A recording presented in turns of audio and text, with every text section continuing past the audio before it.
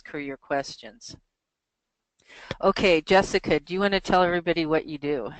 Yeah, sure. I'm Jess Magoch. Hi, nice to meet you all. I'm an online virtual sales trainer. I teach people how to sell through my academy, JPM Sales Partners.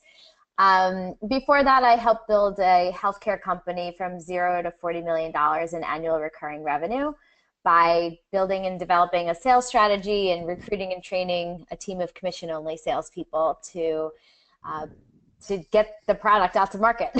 So I'm an expert in developing sales strategies and coaching people on how to overcome their own personal hurdles with sales and get them the success that they want in their business. And so now I have my own academy, like I said, online, and we teach people how to sell without being icky, sleazy, or just plain annoying. Jess, I have a question. Do you work Yeah. one-on-one with salespeople, or do you, well, you do that, but do you work with them individually, or do you work with the companies that they work for? So typically I work with people, a combination of the online training and one-on-one coaching. So when people enroll in the training program, they automatically get me as a one-on-one coach because they get access to me. For companies usually that have a sales team, I help them develop their sales strategies in what's called a sales playbook. So we'll put together a complete, like, duplicatable, scalable sales strategy that they can teach to salespeople over and over. And I could do that for individuals. It's just usually out of the price range of what an individual usually can afford, but you know, I definitely would do it for an individual.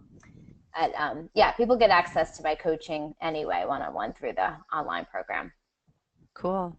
Yeah. And I actually went to IIN just for curiosity's sake, not to become a health coach, because just because I'm obsessed with nutrition and integrative nutrition. So I can understand also what health coaches go through as far as developing a marketing strategy and selling their packages to clients.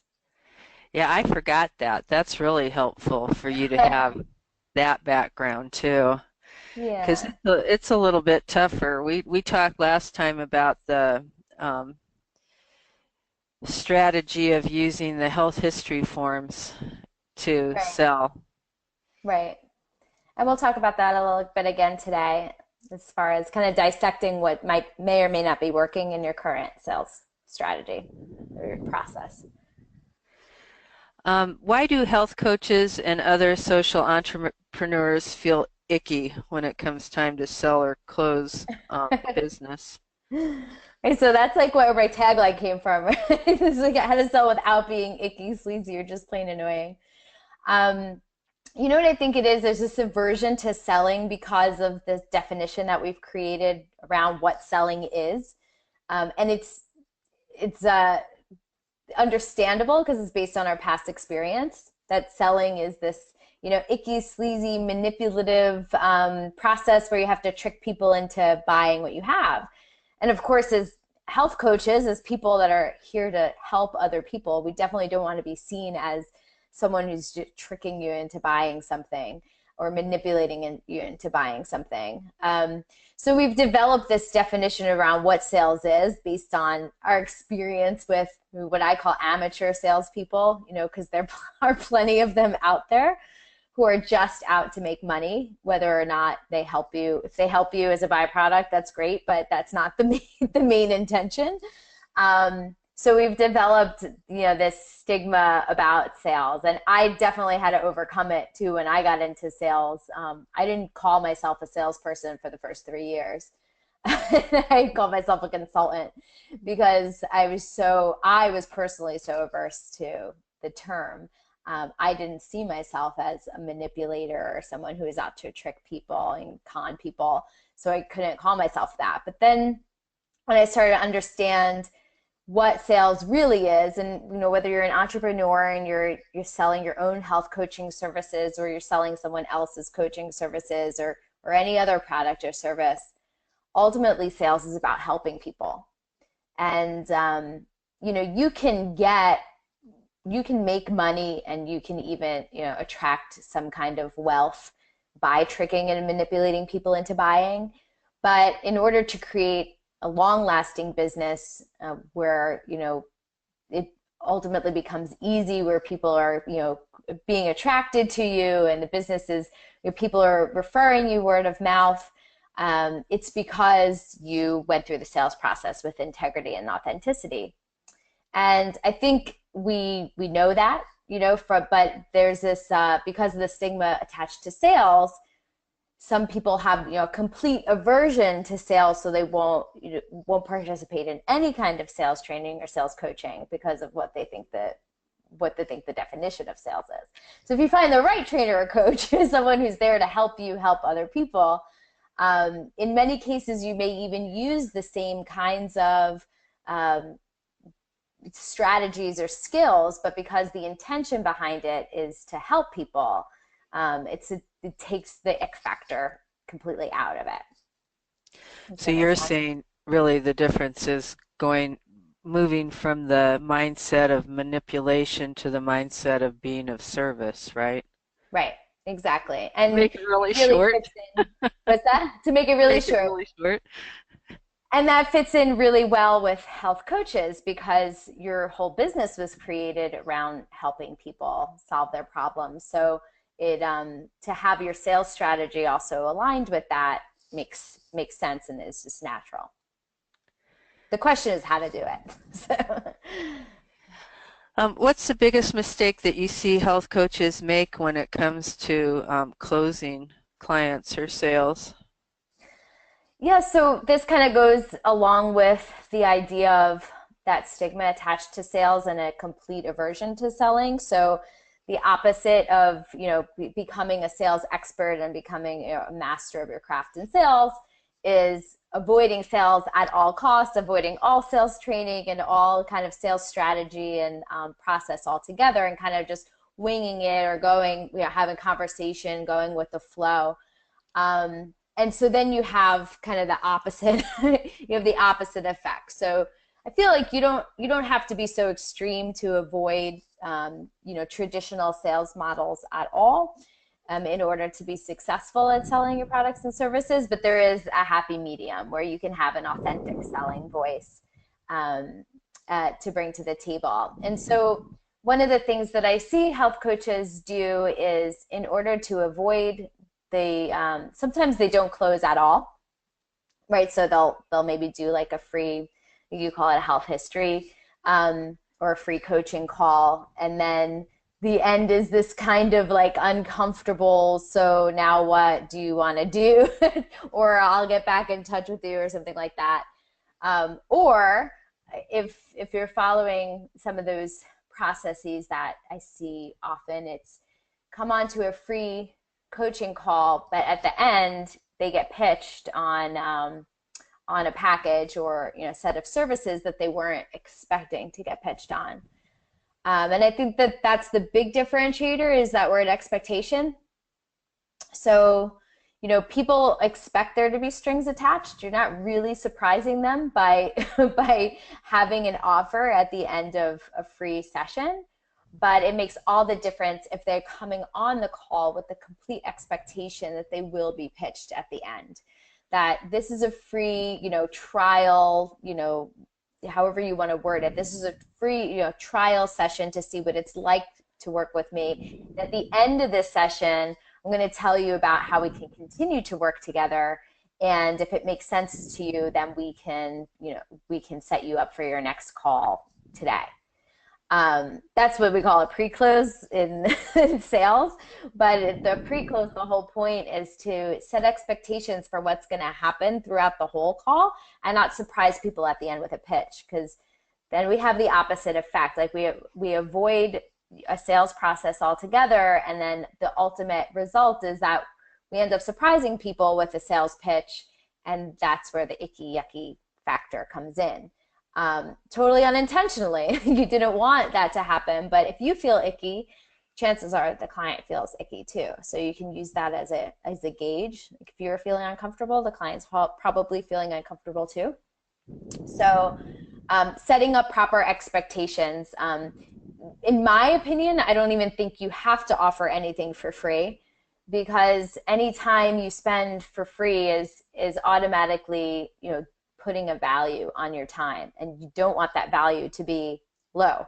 So if you're offering one-on-one coaching for an hour for free, it automatically, subconsciously, again, this is sales psychology, but subconsciously devalues the cost of what you're going to be presenting later, because people have been introduced to you with the idea of, oh, this, this, I'm going to get something for free, and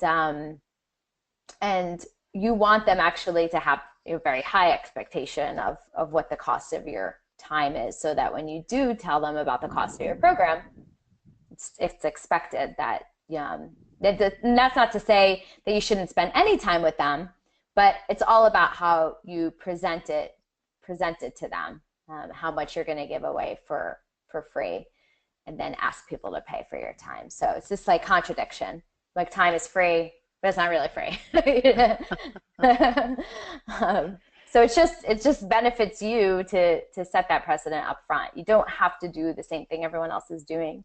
In fact, you want to differentiate yourself as much as possible, especially in a business like this where there's low barrier to entry to say you're a health coach.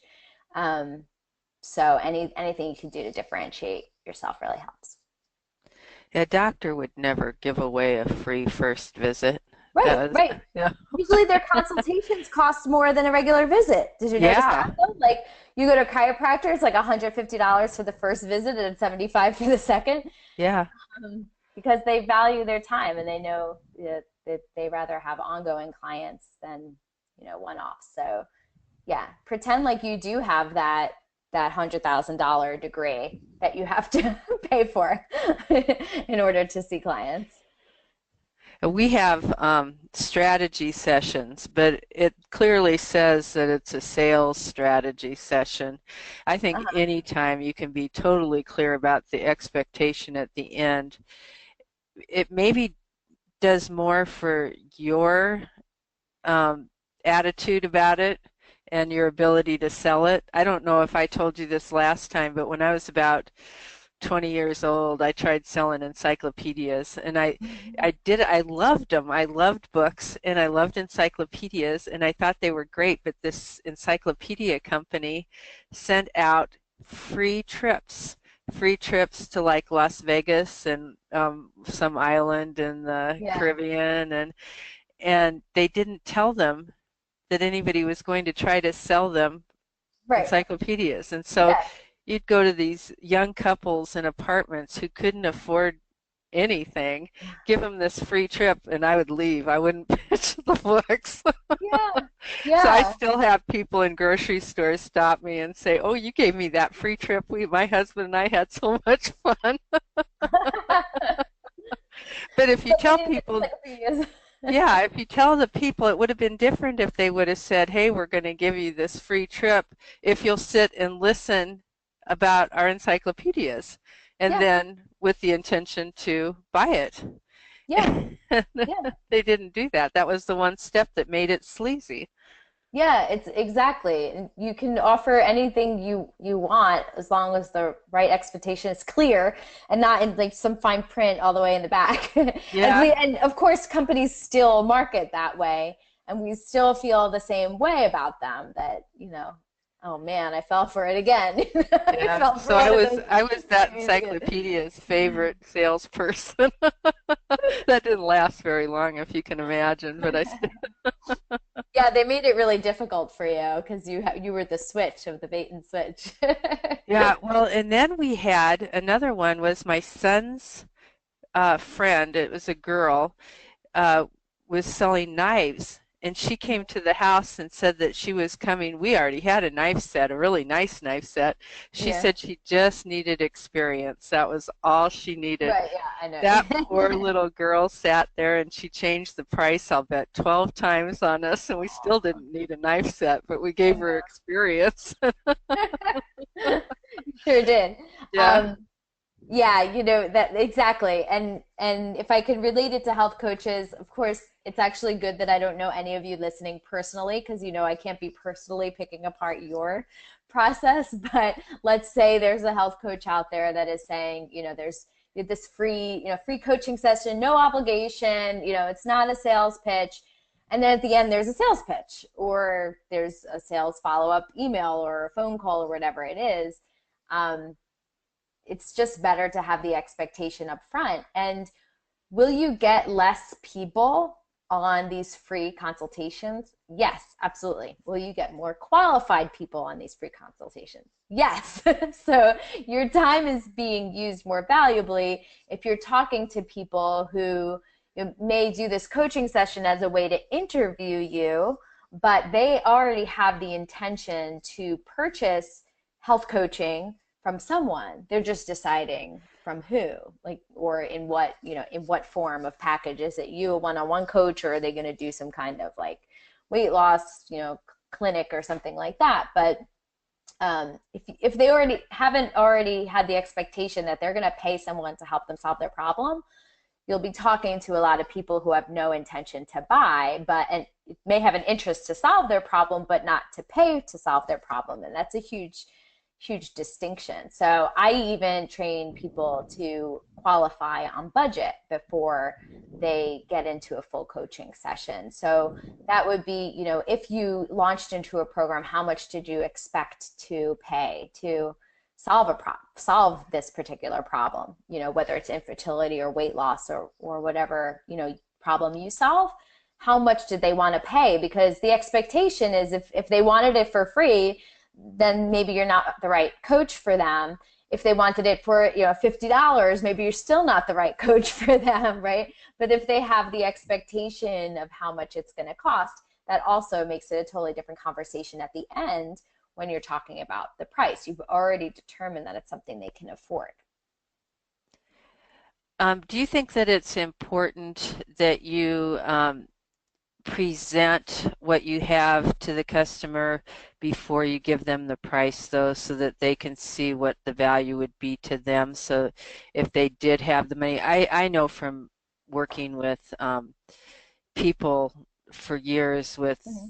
that are high income, that it was more what they wanted to spend money on. I mean, if they wanted Mm-hmm. something, they'd spend the money on it, and if Mm-hmm. they didn't, they had no money. Right. Yeah. I mean, price is an objection. It's usually not an actual valid concern, because people will usually find the money if they want to solve their problem quick, bad enough.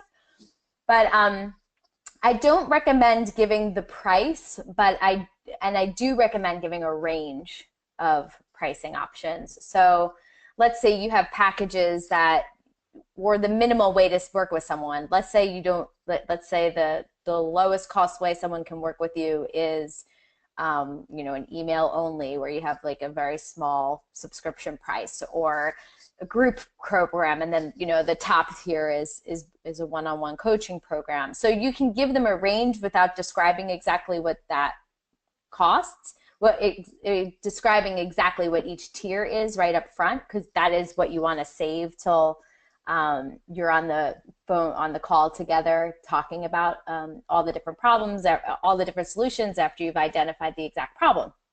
But before they know about what you do, it's really about the price tag they put on solving their problem. So if I could help That's a you, good statement. Before, say that again. it's not about putting a price tag on the services that you offer, but a price tag on finding a solution to their problem.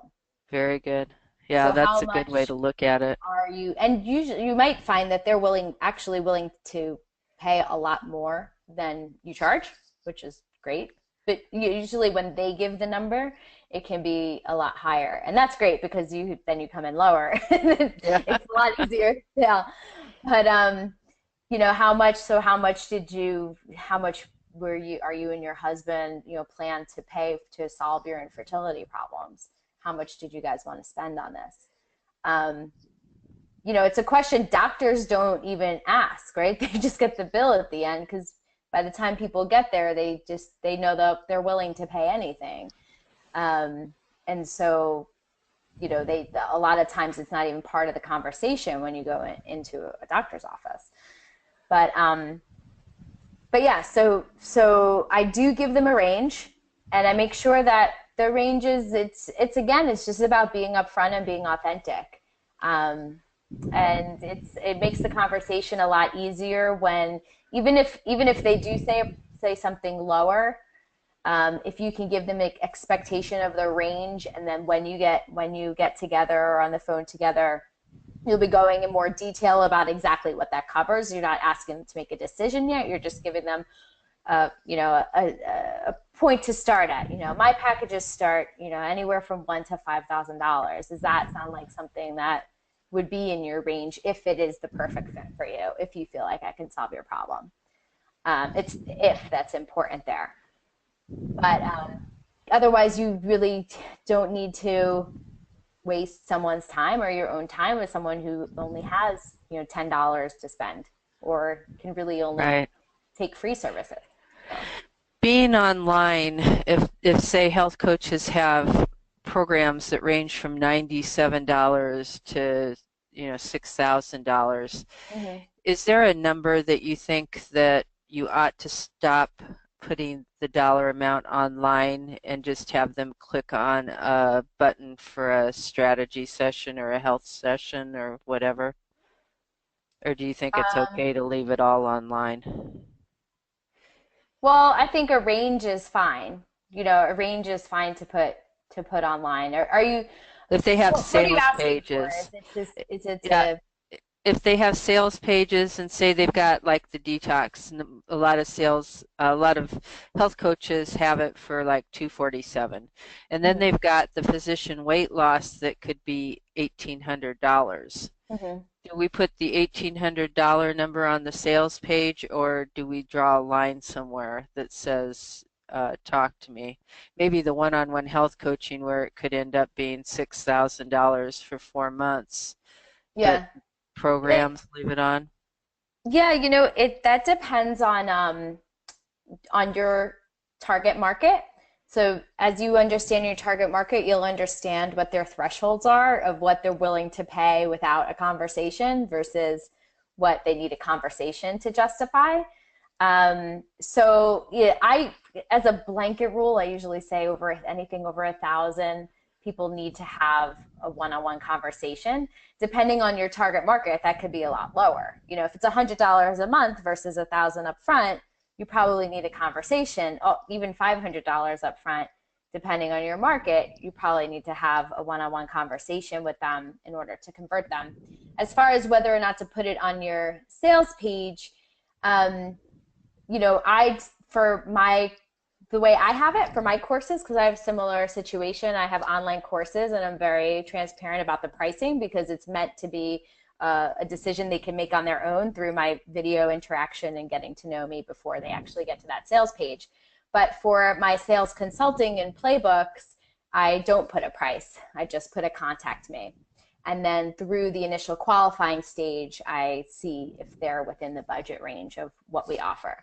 That also gives me flexibility because a lot of times they may ask for more or less than what my traditional package is, so I can develop a pricing that makes sense based on what they tell me they need. Okay, that uh, makes sense. I yeah, I threw some extra questions in there. that's fine. That's fine, but again, there would be another conversation or some kind of email exchange before you made your presentation, where you would, if someone says like, if, you ask them what they wanted to pay for something like this, then that's when you explain the range. It's anywhere from $97 a month for our online programs. It can go, all the way up to $6,000, depending on what you want to put together, what you want to accomplish. Okay, so if a health coach was talking to somebody, they knew that that somebody had enough money for their services, and they knew that what they had was going to help that person. Mm-hmm. Why does that person not always say, okay? Okay, so now we're going to get into the psychology of sales. Are you ready? Yep. Because even if I was talking to a billionaire, and they obviously have the money somewhere, that doesn't mean they're going to buy everything that they want. It still has to meet their needs, right, and solve their problems. So Just having the money, and that kind of goes back to qualifying them for budget. No matter how much money you think someone may have, you still have to make sure that they're prepared to spend a certain amount to solve their problem. Don't assume that just because they have the money, they'll spend it on solving this problem. Um, so, but let's get into the psychology of why people buy and why people don't just automatically say yes when you know that you can solve their problem, and you've already maybe even determined that they can afford your service. So why don't they just say yes? Why isn't it? Why do you even need a sales process at all? Why do you need to know sales at all? So to understand this, you need to understand how people make decisions. And the study of emotional intelligence has really made this a lot easier for me to explain to people, because before there was proof, this is how we operated. Now we know that this is how we operate. So people make decisions first emotionally and back them up with logic. And so I'll say that again. People make decisions first emotionally and back it up with logic. And the study of emotional intelligence has even proven this to us now, because they've navigated exactly how information runs through our brain. So information literally hits the emotional center of your brain first, which is like somewhere in the middle, and then it flows up to like where the logical center of the logical area of your brain would be. So no matter how analytical someone is, and no matter how even technical the product they may be buying, like let's say you weren't selling health coaching, let's say you were selling software products, no matter what the product or who the person is, unless they're somehow don't have the same wiring in their brain, everybody's brain works the same way. It's very primitive in that way. And so no matter who it is or what they're buying, they're always making decisions first emotionally before they consider the logic.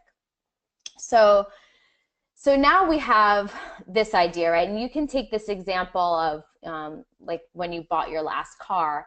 You know, there's emotional reasons why someone might buy, you know, a really high ticket red sports car versus like a very lower price, you know, eco-friendly smart car, right? They both may have the very logical reasons why they bought, but initially there was some kind of emotional satisfaction to why the person bought. Now, so like typically the race car version is easier to understand. You know, the emotions involved might be, you know, you want to feel powerful or important or sexy, right? But if you ask the person why they bought that car, they're not going to say because I wanted to feel powerful or important or sexy, unless they're like the 2% of people that really understand how their brains work. They're going to say, you know, it's got this XX horsepower, and they gave me $10,000 off at the dealership, and you know, you should see how it takes turns, you know, things like that. And then on the but then on the other side, on someone who might buy a totally different car, like a smart car or something, also very logical reasons why they would buy. You know, it's eco-friendly, it's great fuel, you know, fuel efficiency, it's good for the environment, it's really super affordable, I can get into any parking spot I need to. And but there's also the emotional reasons. So people who market smart cars might realize that their ideal customer is concerned about the environment, is concerned about their carbon footprint, right? And wants to make responsible, smart choices. There's no mistake why they called it a smart car, because but when people make that decision in very general terms, there's certain emotions in play, like feeling smart and responsible and socially responsible. Like, so you could give yourself a pat on the back for doing all those things. And so like that's an example of if you don't first feel the emotion, because remember the information goes through the emotional center of your brain first, you'll never have the chance to consider the logic of your buying decision. But there's also this other law. Newton, you've probably heard of him. He's a pretty smart dude. So he said, an object at rest stays at rest unless acted upon by an outside force, right? And so humans are the same way. I don't know if he meant humans, but we're certainly objects in the physical form, but in an emotional form too. The same applies. So even if something is the perfect price and the perfect solution to what we need, and you're the most highly, qualified coach, and everyone's talking about how great you are, the best testimonials and the prettiest website, all of those things can be right, but you still have this law of the universe that people don't want to change. They don't want to move. They'd rather stay at rest. So all of the marketing and the sales that we do is in the effort to encourage that person to move because they naturally want to stay at a point of rest, even if everything makes perfect sense. Even if you offer exactly what they said they wanted at the exact same price, you still have this challenge of getting them to move. And so that's where sales and marketing come in. That's why it's so important. Now, as health coaches, the whole purpose is to help people, right? But if you can't get them to sign into your products or services, then you can't help them at all. So in order to, to get your first coaching session with them, to help them even a little bit, you have to move them in this marketing and sales process. So when we look at sales and we put together a sales strategy and a script, because our whole program is about putting together your authentic sales script, it's about helping people move from one emotional state to another, to the emotional state that they're in, to the emotional state that they want to be in after they've solved their problem. If they can feel what it's going to be like after they've solved their problem, then they will take action. If they can't feel what it's going to be like, if they're only feeling the pain but not the pleasure of the solution, then they won't take action. So that's just, a hint too. Like one thing you definitely don't want to do is harp on all of the problems and have them walk away with a negative feeling of how big their problems are, how fat they are, or how unhealthy they are. And you don't want them feeling that way. If they start out feeling that way, that's fine, because that's already how they came to the call. But by the end of their time with you, they need to have gone through a journey where they feel what it's going to be like after they solve their problem, and that's what they'll pay for. So you said you had someone on with storytelling last week. So I'm curious, because I call this storytelling, even though it's not necessarily a story that we would consider in the traditional sense of the word. But a story, if you look at the arc of a story, it takes you, I was a theater major in college, so I'm a bit of a theater nerd, but a story takes you on an emotional journey where you go on this, ride, and you hit certain emotion points, and then you, until you finish. So a story doesn't have to be like, first this happened, then this happened, this happened, but first you felt this, and then we feel this, and now we're feeling this, and now we're feeling this, and then we're taking action.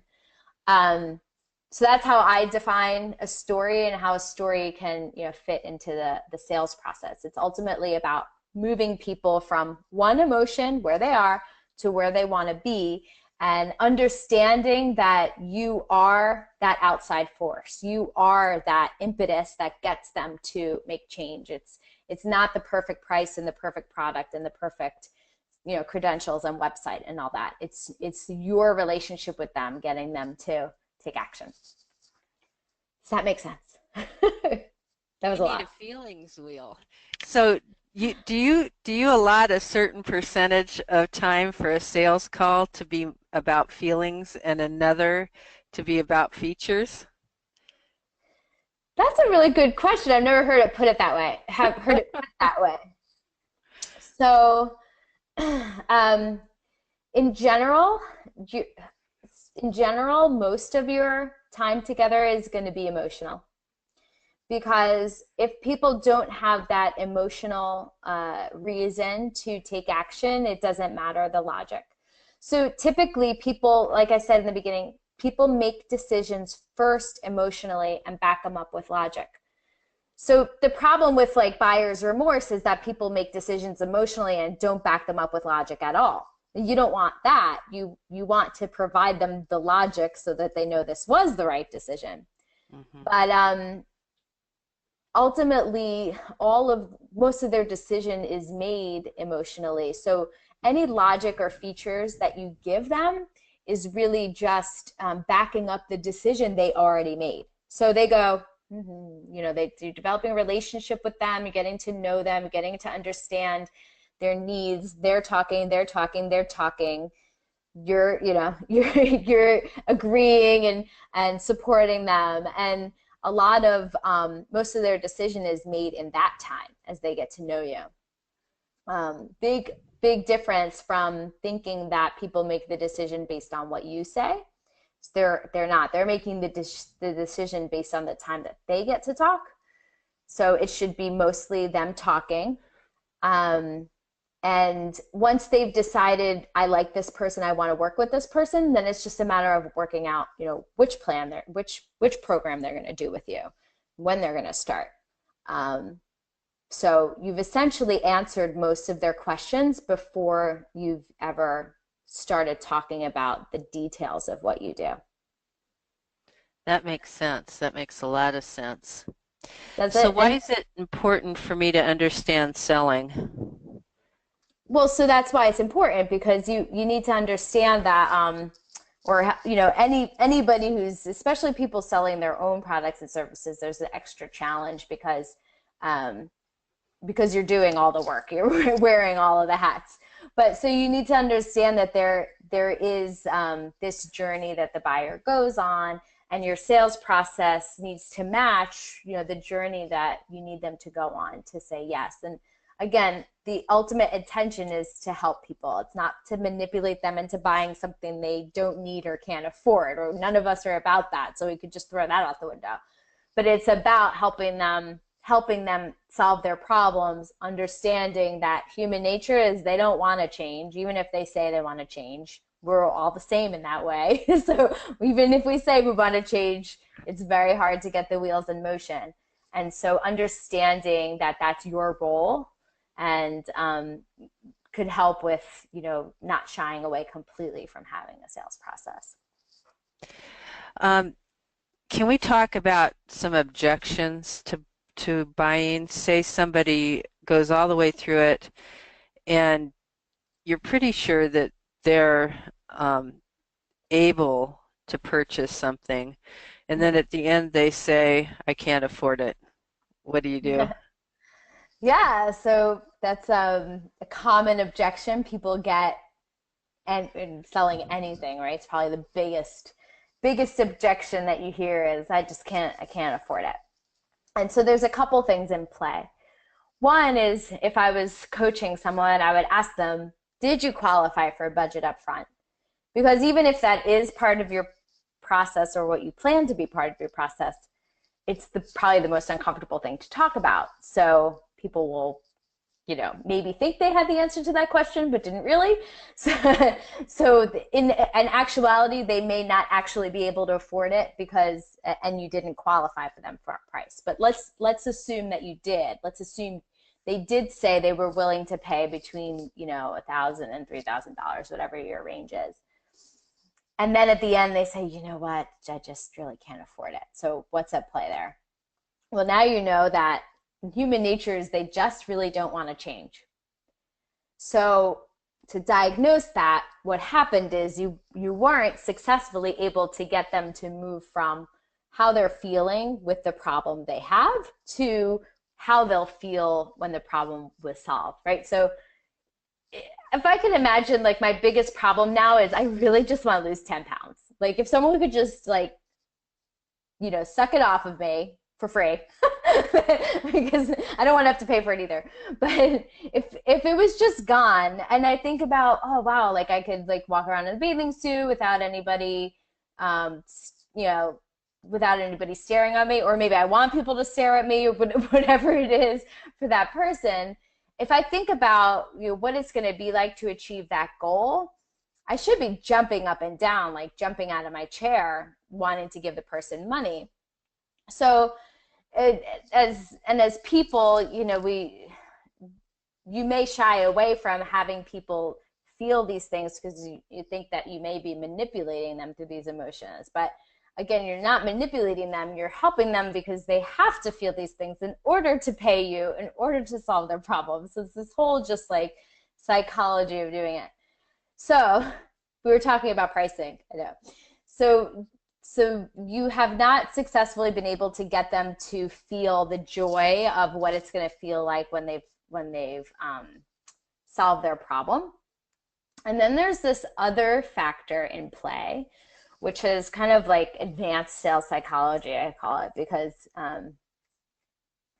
but it's fun because you can actually see it at work in the field if you pay attention enough. But that the objections that you commonly get are really your own objections. So if it is and this goes for price or anything else, if it's if I have a habit of, I'm qualifying people on price, I know they can afford it. They've told me they can afford it. I haven't assumed, they told me. But then I'm consistently getting this objection like I can't afford it, or maybe in 6 months or something like that. I totally get the value of your program, I just can't afford it right now. Then I know that I am likely the person that has this objection. It's not actually the client. So you are actually a mirror to your clients when you're talking to them on the phone, which is great exercise next time you're talking to a client, is to understand that they're actually mirroring you. So face-to-face is great because you get to see this in action. When you smile, your client smiles. When you fold your arms, the customer folds their arms. When you get excited, the customer gets excited. When you're boring, the customer gets bored. So they're a reflection of you, but also internally. So if I feel like my product is not actually worth the price tag I'm putting on it, there's nothing I can say or do or, fancy presentation I can make or testimonial I can give. If I don't believe it deep down that my service is worth the price I'm charging for it, somehow subconsciously it will come through to the client and they will agree with you. So they will agree with you that it's not worth it if you don't feel it's worth it. So Do you know what? That is a problem for a lot of health coaches, that they're uncertain if they're worth what they're charging. How do you change that? How do you decide that you're worth that amount of money? yeah, well, it's a Do you wonderful just have to question. get experience and help enough people before you know that, or So maybe that's definitely part of it. Um, Also, like one of the challenges of being in business for yourself is you do get to set your own prices. So if there's this voice in the background that's telling you like I could discount this, then you will. Um, so there's some things that I do, and I'll just share like my personal pricing strategy when I started my business. It really helped me. It's not very traditional, but it worked for me. So I'll share it with you. So when I started doing one-on-one sales playbooks, I knew how much time it would take for me to complete these sales playbooks. But the challenge was understanding how much my experience was worth in doing. So the time I took to do a playbook, maybe a certain amount of hours, but it could be 10 times as long if the person tried to figure it out on their own and develop their own sales strategy, right? So the question is then, like, how do you put a value on your experience and your expertise, right? And all the schooling you've been through and your experience, and not just the dollar amount on the time. And so one thing I do is I don't charge by the hour, because the question of how much I'm worth for the hour is not even part of the conversation that I have with the client. Because if I'm breaking down my pricing and I tell them it's $500 an hour, they might have an issue with that because they don't even pay their lawyer that much, so they might start comparing it to, other ideas of what they're willing to pay. But I package it in in form of the solution that they get. So it doesn't matter how many hours I work. They don't need to know how many hours I work. For all they know, I spend 1,000 hours on it. And they're paying for the solution, which is this playbook. And so so when I started, I came out with a number that what I felt was like my ground floor, where I was totally comfortable, where I wouldn't even be willing to even have a conversation for less than that dollar amount. Right. So it completely, those customers were really lucky because they got a really low price because it was the absolute ground floor. And then, but I promised myself that, because I knew, and my coach told me that if people don't object to your price at all, you're probably underpricing yourself. So if you don't have to answer any questions about why you're priced in a certain way, you probably are worth more than you think you are, because they have a price in their head and you came in under that. So I committed to myself that I was going to start at this price, but every time I spoke to a new prospect, I would increase my price by $250. And I just made that commitment to myself. And I was going to increase my price until I started getting enough pushback that I wasn't making sales. And that's how I came to my current price. But I was quite amazed with how quickly the numbers doubled. I was undervaluing myself. And so, like I said, it's a non-traditional way that I kind of just pulled that out of my hat when I was going through it myself. But it made me more confident in understanding the value that I bring to the client. They told me by how much they were pushing back and what price point they started pushing back. I talked to a health coach last week who is charging. She's got her charges way up, so she only has premium clients, and Mm-hmm. she's not working so hard, but she can do better work for her clients. So I think that that's how she justified, the expense. But I don't think that she's taking anybody for less than $6,000 for 2 months of working with them. Mm-hmm. And that's pretty good that you can charge that much money, but I think that you have to believe that you're worth it. And I Yeah. think once you believe that you're worth it, then other people believe it too. It's like that reflection that you were talking about. If you're excited, then your people are excited, and if you're bored, then they're bored. Yeah, that's what I was saying. The whole, price objection is, how do you feel about your prices? And, you can act as if, which is like, I've used that plenty of times in the past too. Like, act as if you're comfortable with the pricing. Act as if you are, you know, you don't have an issue with it yourself. Because maybe it's not something you could afford, but your client could afford it, or your ideal client could afford it. So you don't want to, you don't want to take your viewpoint either. You might not be the right market for, the product that you're offering. And there was one more thing I wanted to say when you asked that pricing. Oh, and you were talking about their client, that your health coach that charges $6,000.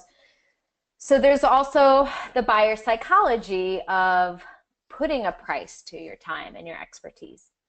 And if you consider, the thousands of hours you had to prepare it even before you took your first client. I mean, think about it. Right. You can just put your website up. It took hours and hours and hours, and all this stuff you did before you ever took your first client is time that you invested in your business that you need to pay back.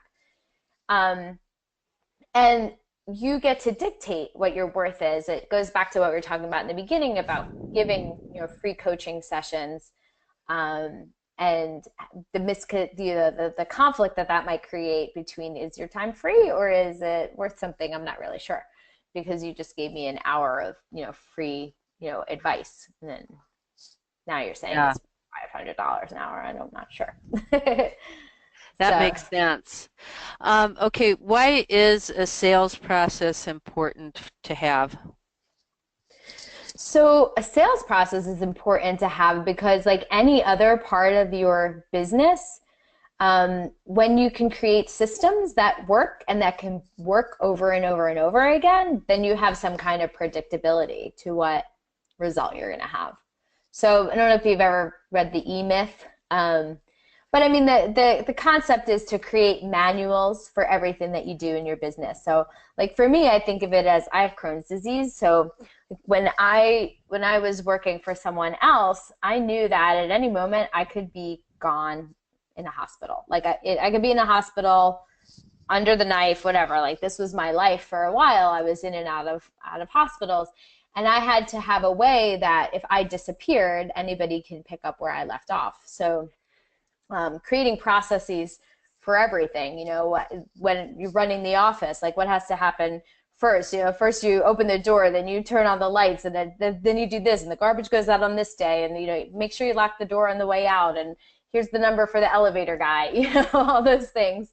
Just like you have a process to run an office, you want a process to run your sales so that no matter who you're talking to, you have some kind of predictability of what the outcome will be, because you know that this process works, instead of winging it each time and then not having predictable results. So that's why I think just as a business owner, like putting on your business owner hat, you need to have that predictability of being able to predict your revenue in the future, and being able to work back and understanding, well, like if I do this many, I call them discovery calls, because they're not actually coaching sessions, because I don't coach at all, but I discover, what their problems are, and if I can actually solve their problems, because sometimes I can't. So in this, how many discovery calls do I have to do in order to make X revenue at the end of the year? That's the business owner mindset. So how many coaching calls do you have to do to make X number at the end of the year? Without the predictability of a sales process, those numbers are questionable, and it doesn't have to be that way. It can be more comfortable. We've used up all you guys' question time. If you want to ask questions, type it in there, because I still have another one left. I threw in a whole bunch of questions on her. How do we learn more about sales processes and doing it scripts, or doing it in a way that feels not icky?